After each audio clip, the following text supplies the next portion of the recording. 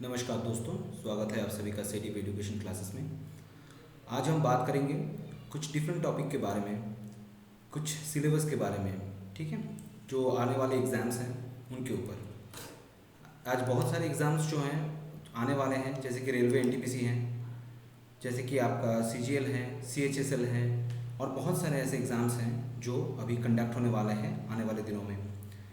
सबसे पहले बात यह है कि हम पढ़ाई इसलिए करते हैं दोस्तों कि सक्सेस के लिए।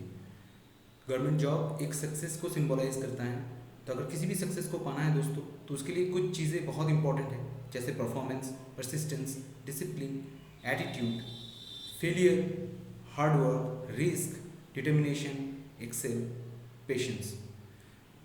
इनका मतलब ये है दोस्तों कि अगर आपके अंदर वो जज्बा है सक्सेस को पाने का, तो आप इसको अचीव करने की कोशिश ज़रूर करेंगे। और वो कोशिश कैसे शुरू होगा दोस्तों? पहले दिन से सक्सेस तो आएगा नहीं, पहले दिन में आपको फेलियर मिलेगा। फेलियर से आप सीखेंगे और उसी एटीट्यूड, एक पॉजिटिव एटीट्यूड के साथ सीखेंगे। आपके अंदर वो डिसिप्लिन होना चाहिए, पढ़ने का, एक स्टडी करने का, एक मेहनत करने का जो जज्बा होता है वो आपके अंदर आना चाहिए। परसिस्टेंस, जो रोज़ आप लगातार एक चीज़ को करने की परसिस्टेंस, चाहे कितने भी ऑब्स्टिकल्स आएँ, पर आप उस गोल को, जो आपने गोल बनाया है, उसे कभी उससे डाइवर्ट नहीं होना है दोस्तों। परफॉर्मेंस, हमेशा अपने आप को परफॉर्मर बनाना है, हमेशा अपने परफॉर्मेंस को चेक करना है। और ये सक्सेस एक लंबा प्रोसेस है दोस्तों, ये कोई हार्ड एंड फास्ट कोई रूल नहीं है, कोई रॉकेट साइंस नहीं है। तो इसके लिए पेशेंस बहुत ज़रूरी है। हो सकता है आपको बहुत सारे जगहों पर फेलियर मिले, बहुत सारे एग्जाम्स आप क्रैक ना कर पाए, हो सकता है आपने बहुत पढ़ाई की लेकिन फिर भी आपका एग्ज़ाम जो है क्रैक नहीं हो पाया। इसका मतलब ये नहीं कि आपको सक्सेस एंड में जाकर नहीं मिलेगा, क्योंकि आप अगर मेहनत करेंगे, अगर कोशिश करेंगे, तो डेफिनेटली एक ना एक दिन आपको ज़रूर सक्सेस मिलेगा। पर उसके लिए सबसे इम्पॉर्टेंट है पेशेंस। आपकी जो नॉलेज है वो बहुत ज़्यादा बढ़ना चाहिए। और दोस्तों एक बात बता देना चाहता हूँ कि अगर आपकी कंफर्ट जोन के बाहर निकलेंगे तभी जाके सक्सेस का रास्ता जो है आप तैयार कर पाएंगे। चलिए कुछ और चीज़ों के बारे में बात कर लेते हैं। गवर्नमेंट एग्जाम प्रिपरेशन कीवर्ड, कुछ जैसी चीज़ें हैं जो मैंने पहले भी बताया कि कंसिस्टेंसी, आपको पढ़ाई में कंसिस्टेंसी होनी चाहिए। आपकी जो हार्डवर्क है उसमें कंसिस्टेंसी रहनी चाहिए। ये नहीं कि आज आपने हार्डवर्क किया कल आपने नहीं किया, ऐसा नहीं होना दोस्तों। पहले से ही आपको डिटरमाइन होना है अपने माइंड में कि आपको एक गोल है, उस गोल को किसी भी हालत में आपको अचीव करना है। रेगुलर स्टडी दोस्तों, स्टडी रेगुलर करना है दोस्तों, चाहे आपको कितने भी घंटे मिले, 6 घंटे मिले, 5 घंटे मिले, यहाँ तक कि आपको 1 घंटे भी अगर दिन में मिले, but you have to study. Study के जो रिवीजन है वो बहुत इंपॉर्टेंट है। आपने जो रिवीजन, अपने जो पढ़ा है वो लगातार आपको रिवीजन करना है, चाहे आप एक चैप्टर भी पढ़ें, पर उसको लगातार आपको रिवीजन में प्रोसेस में लाना है दोस्तों। आपको नोट्स बना के पढ़ना है दोस्तों। नोट्स कहाँ से बनाएंगे दोस्तों? चाहे वो आप इंटरनेट से सोर्स लीजिए, या किसी बुक से सोर्स लीजिए, या फिर किसी कोचिंग सेंटर से, या किसी टीचर से, कहीं से भी हो, लेकिन आपको नोट्स बहुत इंपॉर्टेंट है दोस्तों। क्योंकि आप जब एग्ज़ाम दोगे तो आपको सिर्फ नोट्स ही याद रहेंगे, वो पॉइंट्स याद रहेंगे, उन सारी चीज़ें जो आपने खुद से नोट डाउन किया है वो सबसे ज़्यादा अहम होता है किसी भी एग्ज़ाम के लिए, प्रिपरेशन के लिए। आपको उससे पहले आपको सिलेबस के बारे में जानना होगा दोस्तों। सिलेबस क्या है, कौन से प्रिपरेशन कर रहे हैं। गवर्नमेंट जॉब के लिए अगर प्रिपरेशन कर रहे हैं तो सबके सिलेबस डिफरेंट डिफरेंट है, हालांकि स्लाइटली मिलते जुलते हैं, लेकिन एक मान लीजिए आपने रेलवे की प्रिपरेशन कर रहे हैं तो रेलवे में एक टाइप का सिलेबस है। अगर आप WBCS के लिए प्रिपेयर कर रहे हैं तो उसके लिए एक अलग सिलेबस है। इसी तरह से सीजीएल के लिए कर रहे हैं तो सीजीएल के लिए भी अलग प्रोसेस है दोस्तों। तो सबसे पहले आपको सिलेबस पता होना चाहिए और कोशिश करना है आपको सिलेबस सबसे पहले कंप्लीट करना है। सिलेबस कंप्लीट होने के बाद आप रिवीजन में जा सकते हैं, और ये रिवीजन लगातार होना है दोस्तों, दिन ब दिन हर रोज़ आपको करना है। और ऑलवेज आपको मोटिवेट रहना है दोस्तों, क्योंकि मोटिवेशन एक ऐसा चीज़ है जो आपको गोल से भटकने नहीं देगा। चाहे आपके साइड में बहुत सारे लोग होंगे, बहुत सारी चीज़ें ऐसी होंगी जो आपको डिमोटिवेट करने की कोशिश करेंगी, या फिर बहुत सारे ऑब्स्टिकल्स भी आएंगे दोस्तों, लेकिन आपको डिमोटिवेट नहीं होना है, आपको मोटिवेट हमेशा रहना है। क्योंकि आपके गोल को हमेशा अपने दिमाग में बैठाना है, और आपको किसी भी कार्य को ख़त्म करने से पहले ये ज़रूर सोचना है कि आपने शुरू क्यों किया था उस काम को, ठीक है। कुछ सिलेबस के बारे में बात कर लेते हैं दोस्तों। एसएससी सीजीएल आप लोगों को पता ही है, एसएससी सीजीएल का 2 टायर में एग्ज़ाम होता है, एक है टायर 1 और दूसरा है टायर 2। टायर 1 में क्या आता है दोस्तों, उसका सिलेबस क्या है? जनरल इंटेलिजेंस एंड रीजनिंग, दूसरा है जनरल अवेयरनेस, तीसरा है क्वांटिटेटिव एप्टीट्यूड, एंड चौथा है इंग्लिश कम्प्रीहेंशन।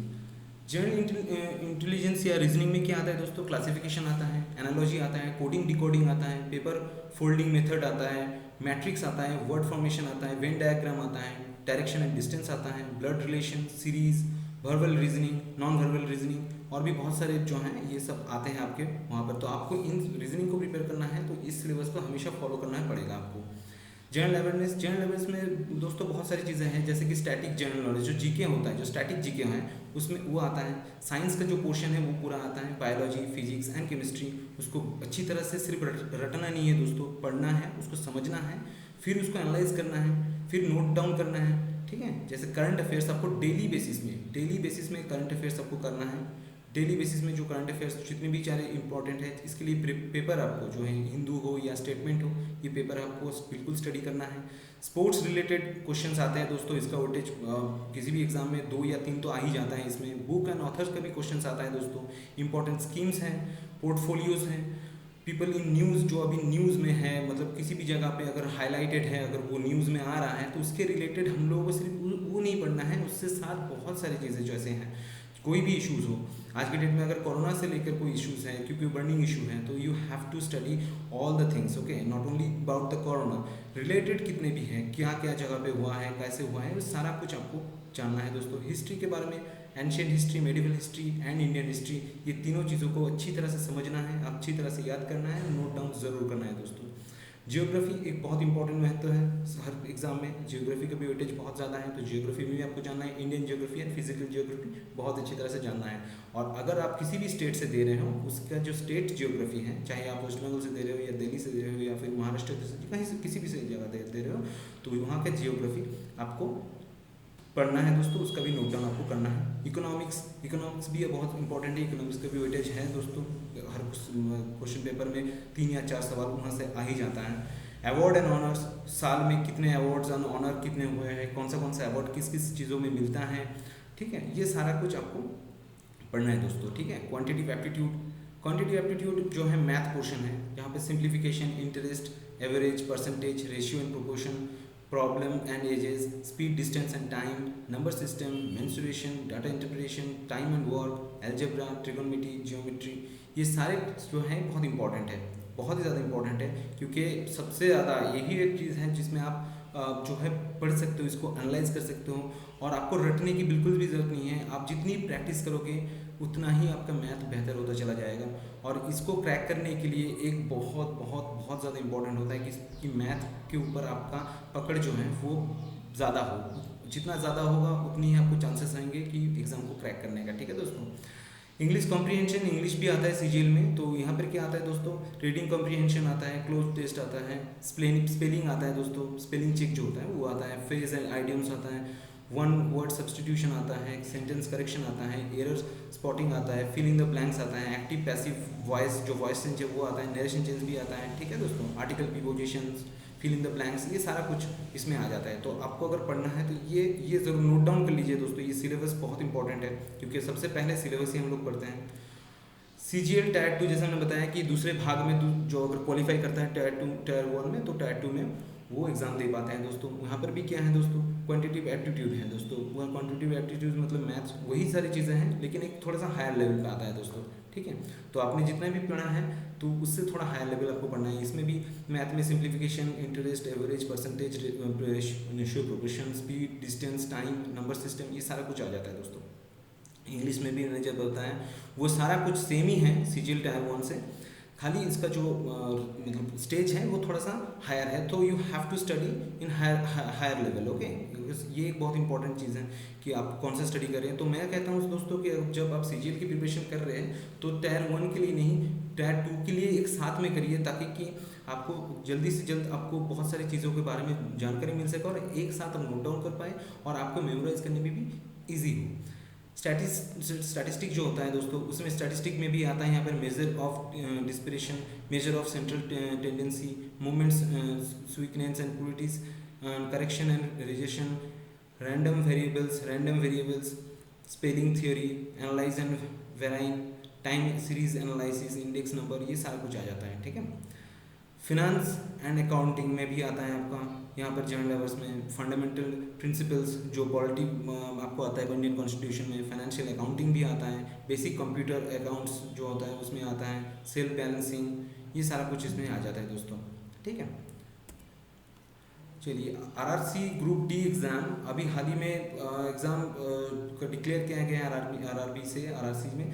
तो अभी डेट ग्रुप डी का डेट तो अभी डिक्लेयर नहीं किया गया है, लेकिन एनटीपीसी का डेट लगभग 15 दिसंबर को डिक्लेयर किया गया है, वहाँ से शुरू होने वाला है। तो ग्रुप डी में क्या है दोस्तों, ग्रुप डी में दो स्टेजेस में इसका एग्ज़ाम होता है। पहला तो होता है रिटन एग्ज़ाम एंड दूसरा होता है फील्ड का, ठीक है, जो फील्ड में आपका होता है मेजरमेंट के थ्रू वो हो जाता है। तो ये जैसे कि इसमें क्या आता है दोस्तों, मैथमेटिक्स आता है। मैथमेटिक्स में क्या आता है दोस्तों, रेशियो प्रोपोर्शन, जो मैंने पहले बताया वो सारा कुछ सेम ही रहता है दोस्तों यहाँ पे, ठीक है। रेशियो प्रोपोर्शन हो गया, बोट एंड स्ट्रीम हो गया, टाइम एंड डिस्टेंस हो गया दोस्तों, ठीक है। ये सारा कुछ जितने भी सीजन में है वो सारा कुछ इसमें भी आता है। इसमें नंबर कितना रहता है दोस्तों, 25 नंबर। हर एक क्वेश्चन के 1 नंबर का कहता है, तो 25 नंबर जो क्वेश्चन आता है मैथमेटिक्स के ऊपर आता है। General awareness and current affairs के ऊपर भी क्वेश्चन आता है, वहाँ पर 20 क्वेश्चन होते हैं। जनरल अवेयरनेस जितने भी मैंने बताया कि जीके रिलेटेड जितना भी है, चाहे वो हिस्ट्री से आता है, जियोग्राफी से आता है, पॉलिटी से आता है, इकोनॉमिक्स से आता है, और करंट अफेयर्स तो बिल्कुल बहुत इंपॉर्टेंट है कि करंट अफेयर्स से मिनिमम आपको 4 या 5 क्वेश्चन अरबी ग्रुप डी में मिल ही जाएगा। हमने पिछले भी ग्रुप डी में देखा था कि बहुत सारे क्वेश्चंस, बहुत सारे करंट अफेयर्स का जो वेटेज था बहुत हाई था, तो वहाँ पर भी हम लोगों को पढ़ना है। जनरल इंटेलिजेंस एंड रीजनिंग, जो रीजनिंग है, रीजनिंग का जो वेटेज बहुत हाई है, यहाँ पे 30 नंबर का रीजनिंग है दोस्तों। तो रीजनिंग में बहुत ज़्यादा हम लोगों को फोकस करना है, क्योंकि रीजनिंग एक ऐसा चीज़ है जहाँ से हम नंबर को गेन कर सकते हैं दोस्तों, ठीक है। जनरल साइंस, जनरल साइंस में मैथमेटिक्स है, मैथमेटिक्स में आपको 25 नंबर आएगा, 25 नंबर का आंसर है, तो टोटल 100 नंबर का क्वेश्चन होगा दोस्तों। तो इसका कटअप भी बहुत हाई गया था, लास्ट में 80 गया था दोस्तों, हम लोगों को पता है। तो इस बार भी वही हो सकता है, 80 जा सकता है। तो हम लोग को प्रिपेयर होना है कम से कम 80 से ऊपर लाने का, ठीक है। तो उस हिसाब से हम लोग प्रिपेयर करेंगे। उसके बाद आता है WBCS प्रीली स्कीम एंड सिलेबस के अंदर। WBCS तीनों पार्ट में होता है दोस्तों, एक होता है प्रीली, एक होता है मेंस एंड उसके बाद होता है इंटरव्यू। जो प्रीली में आता है दोस्तों, वहाँ पे क्या आता है, जनरल साइंस से क्वेश्चन आता है 25 नंबर का, इंग्लिश कॉम्प्रिहेंशन कंपोजिशन से आता है 25 नंबर का, current events and national and international importance, मतलब देखिए करंट अफेयर्स का वेटेज जो हमेशा हर जगह में हाई रहता है, यहाँ पर भी 25 नंबर का क्वेश्चन है। हिस्ट्री से आता है दोस्तों 25 नंबर का मार्क्स का आता है आपका। तो हिस्ट्री में यहाँ पर क्या आता है दोस्तों, ancient history and medieval history मिला के आपको 25 नंबर दिया जाता है, ठीक है। एंड जियोग्राफी, एंड आप किसी भी स्टेट से हो, चाहे ये एक्चुअली मैं वेस्ट बंगाल से बता रहा हूँ इसलिए कि अगर अदरवाइज आप अगर सिविल सर्विस में कहीं पर भी कहीं से भी एग्ज़ाम दे रहे हो, तो आपके वहाँ का जो स्टेट का जो पॉलिसीज़ हैं, वहाँ के जो क्वेश्चंस हैं, वो सारा कुछ आपको पढ़ना है जियोग्राफी के साथ, ठीक है। अच्छा, इंडियन पॉलिटी एंड इकोनॉमी, वो दोनों मिला के आपको 25 नंबर आते हैं। और नेशनल मूवमेंट, ये हिस्ट्री का ही है, लेकिन अलग से इसका 25 नंबर इसको दिया जाता है। तो इसलिए कहता हूँ कि हिस्ट्री सिविल सर्विस में बहुत ज़्यादा महत्व रखता है दोस्तों, कि आपको ancient history and medieval history में 25 नंबर आता है। एंड फिर से वहाँ पर नेशनल मूवमेंट जो मॉडर्न इंडिया है, उससे भी क्वेश्चन आपको 25 नंबर दिया जाता है दोस्तों यहाँ पे, ठीक है। जैसे कि जनरल मेंटल एबिलिटी जो रीजनिंग है, उसमें भी 25 नंबर आते हैं। तो रीजनिंग का भी यहाँ पर बहुत ज़्यादा वेटेज है दोस्तों, ठीक है। तो ये चार्ट बहुत इंपॉर्टेंट है, ये सिलेबस बहुत इंपॉर्टेंट है, इसको आप जॉट डाउन कर सकते हैं, इसको लिख लीजिए और इसी हिसाब से पढ़ना शुरू कर दीजिए, ठीक है। अब आते हैं मेंस में, WBCS मेंस एग्जाम 2020 सिलेबस। इसमें क्या आता है दोस्तों, पहला जो पेपर होता है दोस्तों, पहला मतलब जो आता है, दोनों सब्जेक्टिव होता है वो, जैसे कि आप किसी भी लैंग्वेज, आप लैंग्वेज चूज़ कर सकते हो दोस्तों, कोई बंगाली, हिंदी, उर्दू, नेपाली, संताली। इसमें क्या आता है, 200 नंबर का क्वेश्चन आता है दोस्तों। इसमें क्या करना पड़ता है, लेटर राइटिंग होता है दोस्तों, ड्राफ्ट रिपोर्टिंग होता है दोस्तों, राइटिंग, कंपोजिशन, ट्रांसलेशन, और इस ये जो आप लोकल लैंग्वेज, जो आप नेटिव लैंग्वेज है, उसमें आप दे सकते हैं। और एक आता है इंग्लिश का, उसमें भी 200 नंबर का रहता है दोस्तों। सेम चीज़ें जो आपने अपने नेटिव लैंग्वेज में दिया, वही चीज़ें यहाँ पर भी देना पड़ता है दोस्तों। जैसे कि लेटर राइटिंग इसमें भी है, ड्राफ्टिंग ऑफ रिपोर्ट्स वो भी देना पड़ता है, कंप्रिहेंशन, ट्रांसलेशन, ये सारा कुछ आपको करना पड़ता है। तो उसमें भी 200 का जो मार्क्स वेटेज करता है, कैरी करता है, ठीक है। जो स्टडीज़ 1 मतलब पेपर 1 में आपका क्या आता है, हिस्ट्री आता है। हिस्ट्री मतलब ancient history, medieval history and Indian national movement, तो इसमें आता है 100 नंबर। और दूसरा उसी दिन दूसरा पेपर भी होता है दोस्तों, पेपर 1 में ही आता है वो जियोग्राफी का, और स्पेशल जो वेस्ट बंगाल या किसी भी जगह, जैसे मैंने बताया कि स्टेट, किसी भी स्टेट से आप बिलोंग कर रहे हैं, उस स्टेट से रिलेटेड आपका क्वेश्चन आता है। तो दोनों मिला के 200 नंबर होता है दोस्तों, ठीक है। जनरल स्टडीज़ दूसरा पेपर होता है दोस्तों, जहाँ पर साइंस टेक्नोलॉजी रिलेटेड क्वेश्चन आता है, एनवायरमेंट, जनरल नॉलेज इस हिसाब से, एंड करंट अफेयर्स के हिसाब से। तो यहाँ पर भी 200 नंबर का वेटेज है दोस्तों। कॉन्स्टिट्यूशन एंड इकोनॉमी, ये दोनों पेपर होता है 100 करके, तो आपको 200 नंबर का वहाँ पर भी वेटेज मिलता है। Arithmetic and test of reasoning, जो टेस्ट ऑफ रीजनिंग है मतलब रीजनिंग एंड अरिथमेटिक मतलब मैथ, दोनों पेपर होता है 100 करके, तो उसमें भी आपको 200 नंबर का वेटेज कैरी करता है। अब आता है क्योंकि ये चारों भाग में, चारों ग्रेड में ये डिवाइडेड है। WBCS ऑफिसर का जो रैंक्स होता है वो चारों क्षेत्र में डिवाइड होता है, जैसे कि group A, group B, group C and group D. तो यहाँ तक आपका सब कुछ सेम ही रहता है दोस्तों, ठीक है, आफ्टर लास्ट पेपर तक आपका, जैसे कि रीजनिंग एंड अरिथमेटिक तक। उसके बाद ऑप्शनल जो पेपर है उसमें जो है 200 करके 400 नंबर कैरी करता है। उसमें आप चूज़ कर सकते हो कि कौन सा पेपर आपको चूज़ करना है, ठीक है, चाहे वो हिस्ट्री चूज़ करते हो या बंगाली चूज़ करते हो या हिंदी चूज़ करते हो, कोई भी सब्जेक्टिव आप चूज़ कर सकते हो और 400 नंबर उसमें कैरी करता है। लेकिन ये एग्ज़ाम सिर्फ वही लोग देंगे जो ग्रुप ए, ग्रुप बी को चूज़ करेंगे। आप फॉर्म भरते समय ही चूज़ कर सकते हो कि आप किस ग्रेड के लिए बैठ रहे हो एग्ज़ाम देने के लिए, ग्रुप ए के लिए बैठ रहे हो, ग्रुप बी के लिए, या ग्रुप सी या ग्रुप डी के लिए। जैसे आप ग्रुप ए या बी सिलेक्ट करते हो तब आपको 400 नंबर का ऑप्शनल, और ग्रुप सी और डी में ये ऑप्शनल है नहीं, ये ऑप्शन नहीं है आपको नंबर बढ़ाने के लिए, ठीक है। फिर आता है ये, अगर कंप्लीट हो जाता है आपका मेंस, अगर क्लियर हो जाता है तो आपका आता है पर्सनैलिटी टेस्ट। पर्सनैलिटी टेस्ट में दोस्तों ग्रुप ए और बी के लिए 200 नंबर का मार्क्स आता है, ठीक है, इंटरव्यू के लिए, और ग्रुप सी में 150 नंबर का इंटरव्यू होता है दोस्तों, और ग्रुप डी में 100 नंबर का होता है।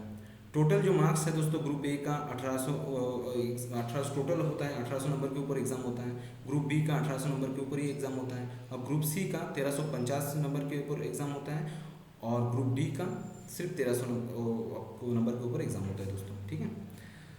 SSC CHSL टायर 1, अच्छा CGL जो था वो ग्रेजुएट लेवल के लिए था दोस्तों, और इस SSC बोर्ड और एक एग्ज़ाम को कंडक्ट करता है, वो है CHSL, ठीक है। ये हायर स्टडी के लिए, मतलब हायर सेकेंडरी स्टडीज़ के लिए जो HS पास किए हैं उनके लिए ये एग्ज़ाम होता है दोस्तों। तो यहाँ पर क्या होता है, इसमें भी टायर 1 होता है, यहाँ पे भी टायर 2 होता है। टायर 1 में क्या है दोस्तों, इंग्लिश लैंग्वेज आता है, जो है 25 क्वेश्चन आते हैं, 2 नंबर करके कैरी करता है, तो 50 नंबर उसमें आता है दोस्तों। जनरल इंटेलिजेंस या रीजनिंग आता है दोस्तों 25 नंबर करके, ठीक है, 50 नंबर 25 क्वेश्चन आते हैं, 2 नंबर करके कैरी करता है। क्वांटिटिव एप्टीट्यूड मतलब अरिथमेटिक स्किल जो है उसमें भी सेम है, और जनरल अवेयरनेस के अंदर मैंने बता दिया, वही सारा कुछ सिलेबस है, जहाँ पर आपको geography, history, polity, economics, current affairs, ये सारा कुछ आपको पढ़ना होता है, वहाँ से क्वेश्चंस आते हैं दोस्तों। 200 नंबर का टोटल एग्जाम होता है, 60 मिनट का टाइम रहता है दोस्तों, ठीक है। फिर आता है tyre 2, SSC CHSL tyre 2 syllabus क्या होता है दोस्तों, इसमें ऐसे राइटिंग होता है दोस्तों, कितने वर्ड में लिखना है तो दोस्तों कि आपने इंग्लिश और आपके नेटिव लैंग्वेज में दोनों में लिखना है। आज आपका अगर नेटिव लैंग्वेज हिंदी है तो आप हिंदी में लिखते हैं, या फिर अगर आपका नेटिव लैंग्वेज बांग्ला है बांग्ला में, या फिर आपको कुछ भी गुजराती है गुजराती में, और एक होता है इंग्लिश में, ठीक है। तो ऐसे राइटिंग आपको 200 से लेकर 250 वर्ड्स के अंदर आपको लिखना होता है, और लेटर एप्लीकेशन राइटिंग जो होता है 150 से लेकर 200 नंबर तक होता है, ठीक है। ये 100 नंबर का क्वेश्चन होता है 50-50 करके, ठीक है, 1 घंटे का टाइम रहता है इसमें भी। रेलवे NTPC जो अभी बहुत ज़्यादा हाईलाइटेड है अभी, क्योंकि रिसेंटली ये इतने दिनों से बंद था, एक्चुअली इसका कोई नया नोटिफिकेशन आ नहीं रहा था, लेकिन रिसेंटली अभी आ चुका है कि लगभग टेंटेटिव डेट दिया गया है कि 15 दिसंबर से ये एग्ज़ाम जो है स्टार्ट होने वाला है इंडिया में। तो क्या क्या है दोस्तों, ये बहुत अहम है क्योंकि ये रिसेंट एग्ज़ाम है। जनरल अवेयरनेस 40 नंबर का आता है। जनरल अवेयरनेस मैंने बताया सेम ही है दोस्तों, history, geography, polity, economics, current affairs, ये सारा कुछ इसमें आ जाता है, तो 40 नंबर को वो आता है दोस्तों। मैथमेटिक्स 30 नंबर का आता है दोस्तों, मैथमेटिक्स में भी बताया वही सारा कुछ है, रेशियो प्रोपोर्शन है, पोर्ट एंड स्ट्रीम है, टाइम एंड डिस्टेंस है, टाइम एंड वर्क है, ऐसे बहुत सारे जो है सिंप्लीफिकेशंस, ये सारा कुछ इसमें आ जाता है दोस्तों। जनरल इंटेलिजेंस एंड रीजनिंग का भी यहाँ पर वेटेज बहुत हाई है, 30 नंबर का रीजनिंग आता है दोस्तों। तो 30 नंबर का रीजनिंग करने के लिए आपको बहुत सारी चीज़ें, जैसे कोडिंग, डिकोडिंग हो गया, सिलोजिम हो गया, ठीक है, बहुत सारे ऐसे, और जितने भी सारे मैंने बताए वो सारा कुछ रीजनिंग के थ्रू आ जाता है। टोटल 100 नंबर का पहले CBT 1 में कंप्यूटर बेस्ड टेस्ट में आपका जो है 100 नंबर का क्वेश्चन आएगा, 90 मिनट का टाइम आपको मिलता है दोस्तों, ठीक है। जैसे आपने CBT 1 क्लियर कर लिया तो आपका कॉल आएगा CBT 2 के लिए। उसका सिलेबस क्या है दोस्तों, उसका सिलेबस सेम ही है लेकिन थोड़ा हायर लेवल पे है, क्योंकि ये ग्रेजुएट लेवल पे है एग्जाम, तो ऑब्वियसली इसका जो टायर 2 मतलब CBT 2 होगा वो थोड़ा हाई रहेगा, उसके क्वेश्चन का जो स्टैंडर्ड है वो थोड़ा सा हाई रहेगा। जैसे कि जनरल अवेयरनेस इसमें भी है, उसमें भी सेम ही है दोस्तों, इसमें सिर्फ 50 नंबर बढ़ाया गया, उसमें 40 था, यहाँ पे 50 है दोस्तों, ठीक है। तो यहाँ पर क्या आता है, वही हिस्ट्री है, पॉलिटी है, लेकिन थोड़ा डीप लेवल पे आता है, थोड़ा हायर लेवल पे आता है, so you have to study hard. And mathematics में भी आता है, मैथमेटिक्स वही सारा कुछ है, इसमें 35 नंबर का मैथमेटिक्स आता है, और जनरल इंटेलिजेंस रीजनिंग है 35 नंबर का। तो इसमें भी टोटल आता है 120 नंबर का क्वेश्चन आता है, 90 मिनट का टाइम रहता है दोस्तों आपको, ठीक है। दोस्तों यहाँ पर जो है आपके सबसे पहले सब कुछ आपको सक्सेस मिल सकता है, लेकिन सबसे पहले आपको अपने आप पे भरोसा करना है, अपने आप पे विश्वास करना है। जब आप इस स्टडी में आ रहे हैं, इस लाइन पे आप आ रहे हैं सरकारी जॉब के लिए, तो you have to believe in yourself, because this is the only thing that you can do a better things in your life. Because अगर आपके अंदर ही वो विश्वास नहीं रहेगा, तो आप कहीं से भी सोर्स उठा लीजिए, चाहे वो इंटरनेट से उठा लीजिए, चाहे कितनी भी मोटिवेशन देख लीजिए, या फिर चाहे कहीं से भी कोचिंग कर लीजिए, कुछ ज़्यादा काम नहीं आएगा दोस्तों। अनटिल अनलेस अगर आप खुद से भरोसा नहीं रख सकते, अगर आपके ऊपर भरोसा है, आपको अगर लगता है, अगर आप श्योर हैं कि आपको एक ना एक दिन उस गोल को अचीव करना ही है जो आपने खुद बनाया है, देन आपसे कोई भी प्रॉब्लम नहीं होगी। और डेफिनेटली आज की डेट में जितने भी हिस्ट्री बनाया है लोगों ने, जितने भी हमारे जो सीनियर्स हैं, उनको जॉब मिला है, उन्होंने गवर्नमेंट जॉब कर रहे हैं, उनकी जर्नी भी आपके जैसा ही है, उनको भी स्टार्ट करना पड़ा था। एंड एवरीबडी, मतलब सब ने एक ही चीज़ को फेस किया है, ऑब्स्टेकल्स हैं, फेलियर्स हैं, बहुत सारे ऐसे चीज़ें हैं, पर उन्होंने कभी गिव अप नहीं किया दोस्तों, कभी भी गिव अप नहीं किया, चाहे कितने भी प्रॉब्लम्स आ जाएं, कितने भी कुछ हो जाए, but they refuse to give up. तो उन्होंने रिफ्यूज़ टू गिव अप, उन्होंने कभी गिव अप किया ही नहीं है, हमेशा स्टडी, अपने गोल को फोकस करते रहे, अपने जो काम को जो और ज़्यादा इनरीच करते रहे, और ज़्यादा पढ़ते रहें, और ज़्यादा मोटिवेट अपने आप को करते रहें, और अपने आप के साथ साथ दूसरों को भी मोटिवेट करते रहें दोस्तों। तो अपने आप को हमेशा पुश करते रहना, अपने आप को हमेशा हार्डवर्क करने से पीछे मत हटाना।